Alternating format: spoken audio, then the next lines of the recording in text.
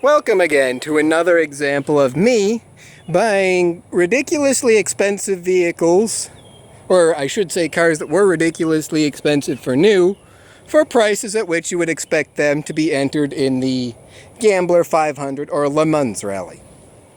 Now, once again, YouTube does not like me using music, so this is my second time filming, and hopefully this is acceptable. Today's vehicle is a 1977 Mercedes 450 SEL 6.9. Now, I've got it up on jack stands because, well, the floor is about what you'd expect for a car in this price range. The difference being, I'm not one of those people who deliberately goes out, buys the cheapest example of a car they can find, and then, oh no, look at me, I've got problems with it. What do you expect? This one is, without a doubt, a rust bucket. You can see through here that there's not exactly much left of a trunk floor pan or gaping hole that way. The engine will run if I pour gas down it and will fire over, but that's about it. Carpeting is shot. Door panels are decent. Dash has seen better days. Honestly, there's not a single part on this car that doesn't need serious attention. But, that can go. It's still got the suspension blocks. I have no idea whether or not the suspension will work. The first thing I'm going to do on this 116,000 mile example is, as soon as it arrives, oh yeah, rear seat is completely toast. Rust through isn't terrible. I'm going to put a new antenna in here, but that's not the first thing. Ooh, just took off a little bit more of it. Even the fuel door has rust. But right under here is where the fuel pump is.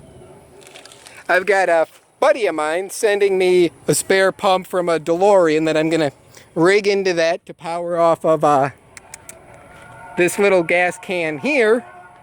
So that way I can see if it'll run consistently enough to inflate the suspension. But I see issues here like cracking in the water tank. Yeah. Rust and rot here.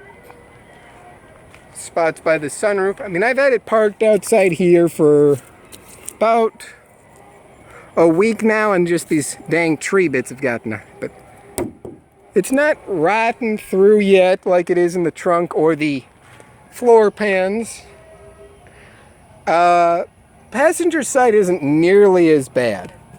Upper seat, aside from the lack of any top, is okay.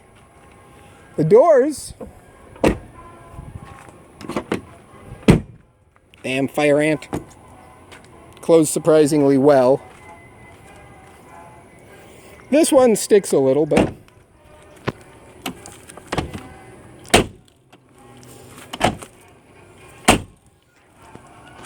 it's just such a weird, yeah, when I said sticks, that's exactly what I meant.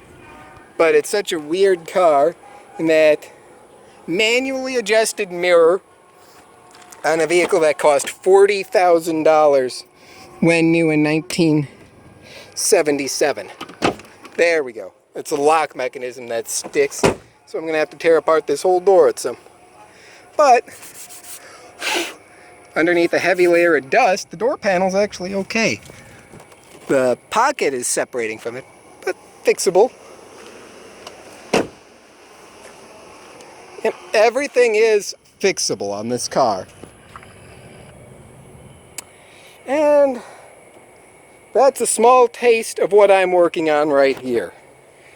If it turns out the body's going to be too much work to fix, I may just get a C3 Corvette frame, throw the engine and transmission in it, missing vacuum hose, and Ooh, I don't know what that is in there. Well, I suppose those isn't missing. It just doesn't do any. And I don't know what the heck this is supposed to be. This was an improvised bit of work to get the coil to run. Not my doing, but it worked. So, yeah, you'll see more videos to come of this car. But I knew it was a project when I decided to get into it. And I'd ask what I've stepped into, but if I'm stepping into the rear seat, I'd be stepping into nothing. Well, stay tuned for more to come. At least it's interesting.